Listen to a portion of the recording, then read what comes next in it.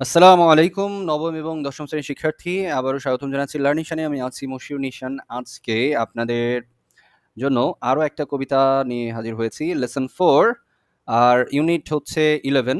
So এইখান থেকে lesson 4 এর যে কবিতাটা রয়েছে সেটার নাম time you old gypsy man. ঠিক আছে, এটা নাম। আর যিনি লিখেছেন লেখক রালফ হডসন। সো চলুন তাকে একটু দেখে নিই। এই যে এখানে এই ব্যক্তিটাকে, হ্যাঁ, আপনারা যেটা দেখতে পাচ্ছেন বাম দিকে বসা আছেন, হেলান দিয়ে বসেছেন খুব আরাম করে। তো এই ব্যক্তিটা মানে ইনি হচ্ছেন সেই কবি। ওকে, সো আমরা কবিতায় চলে আসি। তার আগে একটু বলি যে এখানে আসলে কি নিয়ে লেখা হয়েছে। তো এই জায়গাতে সময়টাকে আহ, এই যে জিপসি ম্যান বলতে বোঝায় যাযাবর জাতি, যাযাবর যারা এক জায়গায় থাকে না, হ্যাঁ, এক জায়গা থেকে আরেক জায়গায় চলে যায়, আরেক জায়গা থেকে আরেক জায়গায় চলে যায়, যাদের নির্দিষ্ট কোনো বাসস্থান নেই, এদেরকে বলা হচ্ছে জিপসি ম্যান। এবং তারা মানে জাস্ট চলমান অবস্থাতেই থাকে। এই দিক থেকে সময়ের সাথে তাদেরকে আসলে তুলনা করে এখানে দেখানো হচ্ছে, মানে সময়টাকেই আসলে জিপসি ম্যানের সাথে তুলনা করা হচ্ছে, যে সময় এরকম ঠিক ওই জিপসি ম্যানদের মতো বা ওই যাযাবর জাতিদের মতো কখনো স্থির থাকে না, চলমান থাকে সব সময়। ওকে, সো এখানে এই সময়ের যে চলমান যে নীতি, যে গুণাবলী বৈশিষ্ট্য, সেটা সম্পর্কে আসলে বলা হয়েছে। আমরা এখন মূল কবিতাতে আসি। এটা খুব কঠিন কোনো কবিতা নয়, আশা করি আপনারা খুব সহজেই বুঝতে পারবেন। প্রথম line, time you old gypsy man, সময় তুমি বৃদ্ধ যাযাবর একজন মানুষ। উইল ইউ নট স্টে, মানে তুমি কি একটু থামবে না? পুট আপ ইউর ক্যারাভান, তুমি কি তোমার যে কাফেলা, মানে তুমি এখানে ক্যারাভান বলতে কাফেলা বোঝায়, যেখানে অনেক লোক একসাথে থাকে। যেহেতু এই যে জিপসি ম্যানদের সাথে তুলনা করা হচ্ছে, সেহেতু এখানে মানে কাল্পনিকভাবে তিনি বলছেন যে টাইমেরও একটা ক্যারাভান, একটা কাফেলা রয়েছে। তো সেই কাফেলাকেই সেই কাফেলা নিয়ে বলতেছে যে সময় তুমি কি তোমার কাফেলা মানে থামাবে না? তুমি কি তোমার কাফেলাকে কত দিনের জন্য, দেখেন জাস্ট ফর এ ডে, একটা দিনের জন্য তুমি কি থামাবে না? কোথাও তুমি কি একটু স্টে করবা না? এই কথা বলছে। তারপরে দেখেন, all things I will give you, will you be my guest, আমি তোমাকে সব কিছু দিব, তুমি কি আমার মেহমান হবা? হ্যাঁ, তুমি কি আমার কাছে একদিন অতিথি হিসেবে থাকবা? Bells for your jennet, of silver the best, আমি তোমাকে সর্বোৎকৃষ্ট যে রূপা রয়েছে সেইটা দিয়ে, তোমার জেনেট বলতে এখানে তার ঘোড়ার কথা বলা হচ্ছে, তোমার ঘোড়াকে আমি ওই যে ঘন্টা মানে বানিয়ে দিব, তৈরি করে দিব, তুমি আমার কাছে যদি অতিথি হয়ে থাকো আমি এটা দিব। তারপর বলছে কি দেখেন, goldsmiths shall beat you a great golden ring, এবং তুমি যদি থাকো স্বর্ণকারেরা তোমাকে হয়তো, গোল্ড স্মিথস বলতে স্বর্ণকার, ঠিক আছে, স্বর্ণকারেরা তোমাকে কি করবে, একটা স্বর্ণের আংটি বানিয়ে দিবে। হ্যাঁ, তুমি জাস্ট একটু থাকো, মানে এখানে সময়টাকে কবি এখানে বলছে থামার জন্য, এবং থামলে বা অতিথি হিসেবে যদি তার কাছে থাকে একটু, তাহলে তার জন্য কি কি করবে সেই কথাটা এখানে বলেছেন।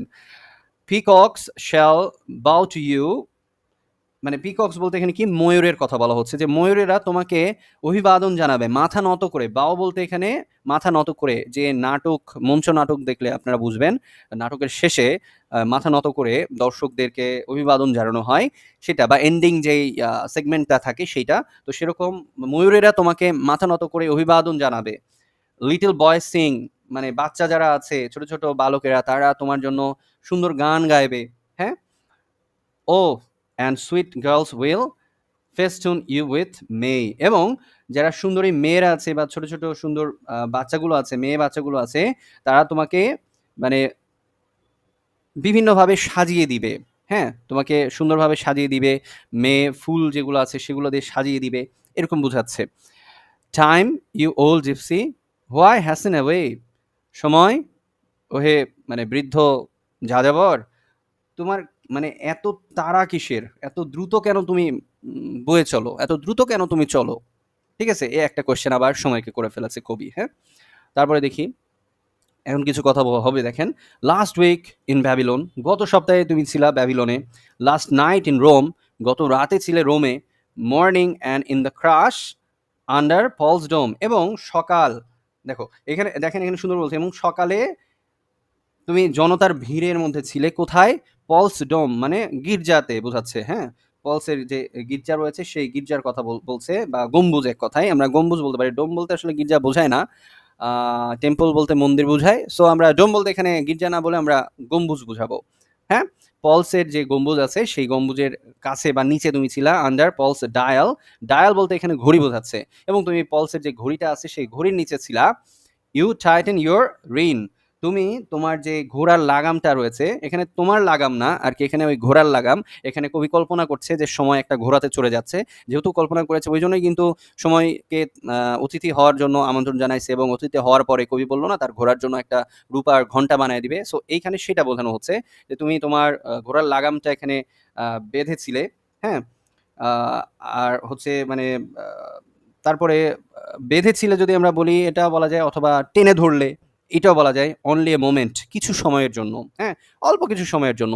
অ্যান্ড অফ ওয়ান্স এগেইন, এবং তারপরেই তুমি আবার ধেয়ে চললে, আবার সামনের দিকে যাওয়া শুরু করলে। অফ টু সাম সিটি, অন্য কোনো একটা শহরের উদ্দেশ্যে। নাও ব্লাইন্ড ইন দ্য ওম, এবং এখন তুমি কালের গর্ভে হারিয়ে গেছো।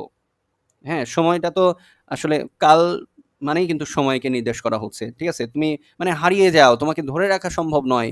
তুমি একটা সময় পার হয়ে গেলে সেটাকে কি আর ফিরিয়ে আনা যায়? যেটা অতীত হয়ে যাচ্ছে, সেটার কথা বলা হচ্ছে এখানে। অফ টু অ্যানাদার, এবং তুমি অন্য আরেকটা আ শহরের দিকে যাচ্ছ, বা অন্য কোনো একটা আ মানে স্থানের উদ্দেশ্যে যাচ্ছ। এর দ্যাটস ইন দ্য টোম, এবং সেটা সেই স্থানটাকে অথবা সেই লক্ষ্যবস্তুটাকে তুমি কি করবা? মানে দেখা যাচ্ছে যে সেটাকে তুমি একদম ধ্বংস হওয়া পর্যন্ত সেখানে তুমি অবস্থান করবা। মানে এক কথায় তুমি অন্য আরেকটা কোথাও যাচ্ছ, এবং সেইখানকার তুমি বিভিন্ন ঘটনাবলীর সাক্ষী হবা, এবং হতে পারে সেটা সেই এলাকার ধ্বংসাবশেষ, মানে ধ্বংসের সাক্ষী হয়ে থাকলে তুমি, অথবা সেইখানকার মানে উন্নতির সাক্ষী হয়ে থাকলে তুমি, যাই হোক না কেন, সেইটাও কি হবে, একটা সময় অতীত হয়ে যাবে না, সেটাও কিন্তু কালের গর্ভে হারিয়ে যাবে। এটাই আসলে কবি এখানে বোঝানোর চেষ্টা করছে। তারপরে দেখেন, time you old gypsy man, আবার সময়কে সম্বোধন করে বলছে, সময় তুমি বৃদ্ধ একটা যাযাবর মানুষ। উইল ইউ নট স্টে, তুমি কি থামবে না? Put up your caravan just for a day, তোমার যে কাফেলা একদিনের জন্য কি তুমি মানে দাঁড়াবে না, বা একদিনের জন্য কি তুমি রাখবে না, থামাবে না? এই বলে কিন্তু এই কবিতাটা শেষ হয়ে গেল। সো আশা করি আপনারা বুঝতে পেরেছেন, খুব কঠিন কোনো কবিতা না। সময়কেই আসলে কবি সম্বোধন করছেন, এবং সময়কে বারবার তিনি আকুতি জানাচ্ছেন যে তুমি থামো। তারপরে কবি সময়কে বলেছেন যে তুমি আমার কাছে অতিথি হিসেবে আসো, আমার কাছে একদিন বা কিছু সময়ের জন্য তুমি থাকো। দেন তিনি মানে কবি সময়কে বলেছে যে আমি তোমাকে এটা এটা দিব। তারপরে আরো বেশ কিছু কথা বলেছে, বাচ্চারা তোমার জন্য গান গাইবে, মেয়েরা তোমাকে সাজিয়ে দিবে, হ্যাঁ, স্বর্ণকার তোমাকে আংটি বানিয়ে দিবে। তারপরও দেখেন এটার মানেটা কি বোঝাচ্ছে, এখানে বোঝাচ্ছে যে আপনি যত কিছুরই লোভ লালসা বা যত কিছুর কথাই বলেন, সময়ের নীতি হচ্ছে বয়ে চলা, ও কখনো থেমে থাকে না। সো এই যে না থেমে থাকার যে ব্যাপারটা, এটাই কবি একটু অন্যভাবে তুলে ধরেছে, একটু ড্রামাটিক ভাবে আমাদের কাছে তুলে ধরেছে, তাই না? একটু অন্যরকম ভাবে, এবং তুলনা করেছে একটা জিপসি ওল্ড ম্যানের সাথে, যা যাবর একটা বৃদ্ধ মানুষের সাথে। সো এই জায়গাটাতে আমরা দারুণ একটা মানে মিশেল দেখতে পাচ্ছি আমরা। কবির যে মানে ভাবটা তিনি নিজের অন্তরে নিয়ে এসেছেন, সেটাকে সুন্দর করে উপস্থাপন করেছেন আমাদের সবার জন্য। সো আশা করি কবিতা নিয়ে কোনো ঝামেলা নেই আপনাদের, সবটাই বুঝতে পেরেছেন ইনশাল্লাহ। আর যদি কোনো প্রশ্ন থাকে অবশ্যই কমেন্টে করতে ভুলবেন না। সবাই ভালো থাকবেন, সবার সুস্থতা কামনা করছি। আল্লাহ হাফিজ।